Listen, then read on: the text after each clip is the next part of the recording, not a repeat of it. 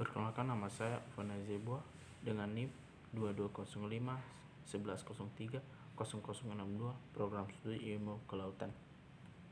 Nah, di video ini saya akan menjelaskan tentang pemahaman saya tentang polaritas, larutan, dan pengeceran. Pertama itu polaritas. Nah, polaritas ini adalah kemampuan suatu senyawa untuk membentuk kutub dengan ujung kutub positif dan ujung kutub negatif. Nah, ikatan larutan ini adalah ada berdasarkan jenis ikatan molekul ini ada dua, ikatan kovalen nonpolar dan ikatan kovalen polar. Di sini ikatan kovalen nonpolar ini adalah ciri-cirinya itu tidak ada elektron bebas, kemudian ikatan sama kuat dan simetris, dan kemudian momen dipolnya itu sama dengan 0. Contohnya itu senyawa CH4 dan Cl2. Nah, di sini saya sudah mencatat contoh CH4 dan Cl2. Di sini CH4 di mana H ini memiliki 1 elektron dan C memiliki 4 elektron. Jadi H ini menjadi duplet dan C menjadi oktet. Kemudian Cl2. Di sini Cl2 ini tidak ada elektron bebas karena sama-sama oktet. Kemudian ikatan kovalen polar. Nah, di sini ciri-ciri ikatan kovalen polar ini adalah ada elektron bebas, kemudian ikatan tidak sama kuat, kemudian asimetris, dan kemudian momen dipolnya tidak sama dengan 0. Contohnya NH3 kemudian H2O. Di sini ada contoh NH3 dan H2O. Di sini ada elektron bebas di atas N itu karena tidak ada ikatan yang berikatan dengannya. Jadi itu disebut dengan elektron bebas.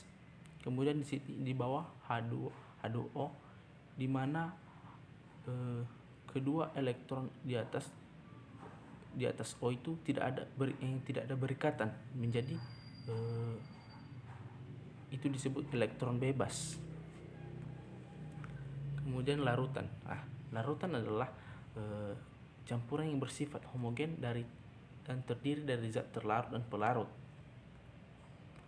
Nah, larutan elektrolit ini dapat mengantarkan listrik terionisasi menjadi ion-ion yang bergerak bebas.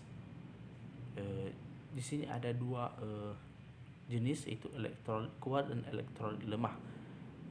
Elektrolit kuat ini ciri-cirinya terionisasi sempurna, kemudian reaksi irreversibel atau satu arah. Elektrolit lemah ini terionisasi sebagian dan reaksi reversibel dua arah.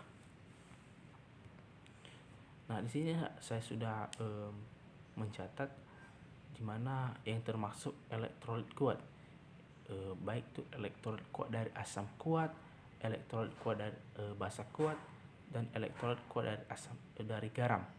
Contohnya dari elektrolit kuat dari asam kuat, contohnya HCl yaitu asam klorida, dan HBr asam bromida.